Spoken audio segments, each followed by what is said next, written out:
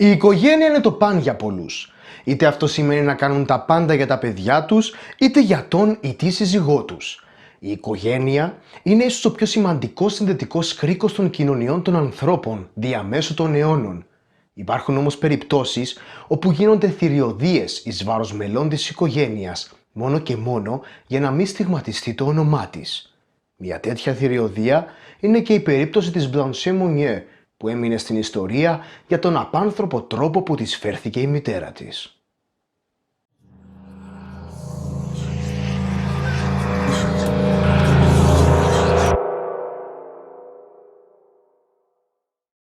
Η Blanche Monnier γεννήθηκε την 1η Μαρτίου 1849, γόνος μιας ευυπόληπτης και πλούσιας οικογένειας της πόλης του Πουατιέ της Γαλλίας. Η νεαρή Blanche θεωρείται μία από τις πιο όμορφες γυναίκες της πόλης της. Η ομορφιά της, αλλά και η θέση της στην κοινωνία, την καθιστούσαν μια περιζήτητη νύφη, με τις προτάσεις γάμου να διαδέχονται η μία την άλλη. Η νεαρή όμως Blanche είχε δώσει ήδη την καρδιά της. Ο καλός της ήταν ένας δικηγόρος, αρκετά χρόνια μεγαλύτερός της και χωρίς πολλές οικονομίες στην άκρη. Ένα άτομο που δεν ενέκρινε ποτέ η μητέρα της, καθώς δεν ήταν το επίπεδο της οικογένειας τους και έγινε αντικείμενο τσακωμών μεταξύ της χήρας Μονιέρ και της κόρης της. Οι τσακωμοί συνεχίζονταν και εντείνονταν, καθώς η Blanche δεν έλεγε να αλλάξει μυαλά, μέχρι που μία μέρα σταμάτησαν, με την Blanche να χάνεται από προσώπου γης το 1876.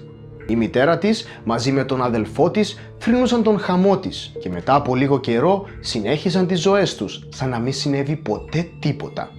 Και αυτό συνεχίστηκε για 25 ολόκληρα χρόνια, μέχρι που μία μέρα όλα άλλαξαν.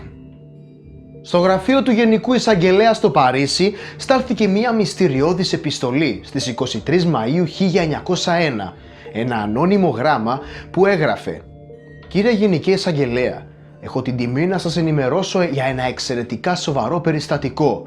Αναφέρομαι σε μία γεροντοκόρη που είναι κλειδωμένη στο σπίτι της κυρίας Μονιέρ, μισοπεινασμένη και ζει μέσα στα σκουπίδια τα τελευταία 25 χρόνια, με μία λέξη στα ίδια της τα περιτώματα». Αρχικά το γράμμα αντιμετωπίστηκε με δυσπιστία και έκπληξη. Πώς θα μπορούσε άλλωστε μια εύπορη οικογένεια της Γαλλίας με τόσο καλό όνομα να κάνει μια τέτοια θηριωδία. Η πληροφόρηση ωστόσο έπρεπε να ερευνηθεί και έτσι στην οικία των Μονιέρ πήγαν μέλη της αστυνομικής δύναμης της Γαλλίας. Παρά τους πολλούς κτύπους στην πόρτα και τις εκκλήσεις των αστυνομικών να ανοίξουν, η πόρτα παρέμεινε κλειστή. Οι αστυνομικοί αναγκάστηκαν να την σπάσουν για να καταφέρουν είσοδο στην οικία. Όλα μέσα στο σπίτι ήταν εντάξει. Η χήρα Μονιέρ καθόταν ατάραχη στο σαλόνι της οικίας, ενώ σε άλλο δωμάτιο ο γιος της, εξίσου ατάραχος, παρακολουθούσε τους αστυνομικούς. Αυτό τελείωσε όταν εντόπισαν μια κλειστή πόρτα που οδηγούσε στη σοφίτα και ήταν καλυμμένη πίσω από μακριές και βαριές κουρτίνες. Όταν έσπασαν την κλειδαριά και άνοιξαν την πόρτα, μια έντονη δυσοσμία γέμισε τον χώρο και τις μύτες τους. Η πόρτα οδηγούσε σε ένα κατασκότεινο δωμάτιο χωρίς ίχνος φωτός μέσα του για να μπορεί κανείς να δει τι υπάρχει μέσα.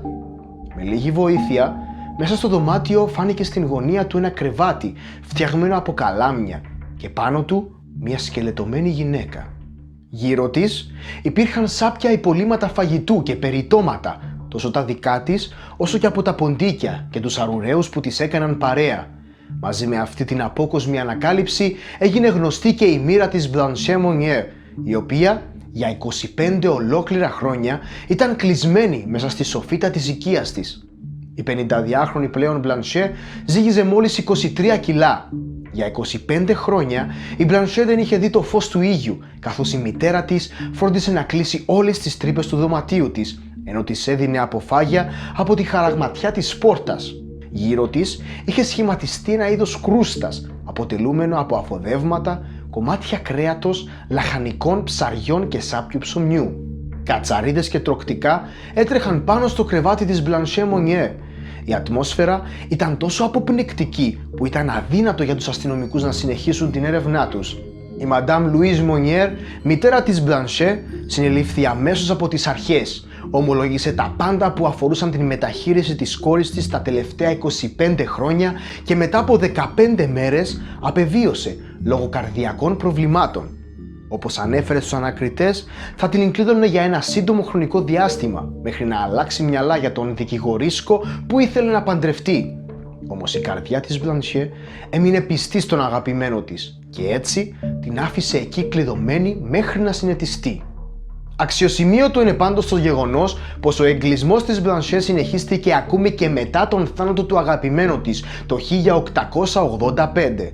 Ο αδελφός της Μπλανσιέ, Μαρσέλ, καταδικάστηκε σε 15 μήνες στη φυλακή γιατί βοήθησε τη μητέρα του στο φρικτό της έργο. Αργότερα όμως αφήθηκε ελεύθερος προς έκπληξη όλων, καθώς ισχυρίστηκε πως η Μπλανσιέ μπορούσε να φύγει όποτε ήθελε, χωρίς ωστόσο να το πράξει. Ακόμη, ισχυρίστηκε πως η αδελφή του ήταν τρελή και πως δεν ήταν κλειδωμένη, αλλά η ίδια επέλεξε να μείνει κλεισμένη μέσα στο δωμάτιο. Μαρτυρίες ωστόσο ανέφεραν πως ακούγονταν κραυγές μιας γυναίκας από τα πάνω δωμάτια της οικίας τους. Ένας μάρτυρας είπε στο δικαστήριο πως άκουσε μια γυναίκα να φωνάζει «Τι έχω κάνει για να είμαι κλεισμένη? Δεν μου αξίζει αυτό το φρικτό βασανιστήριο. Ο Θεός δεν πρέπει να υπάρχει για να αφήνει τα πλάσματά του να υποφέρουν και έτσι κανείς να μην έρχεται να με σώσει». Η Μπλανσιέ μπήκε σε ψυχιατρικό ίδρυμα λόγω των ψυχολογικών προβλημάτων που αντιμετώπιζε. Η όρασή της, λόγω του διαρκούς σκότους, υπέστη ανεπανόρθωτες ζημιές. Η άτυχη γυναίκα έφυγε από τη ζωή στις 13 Οκτωβρίου 1913 σε ηλικία 64 χρόνων μέσα στο ψυχιατρίο. Όσο για τον αποστολέα του γράμματος που έσωσε την Μπλανσιέ, δεν έμαθε κανείς ποιος ήταν.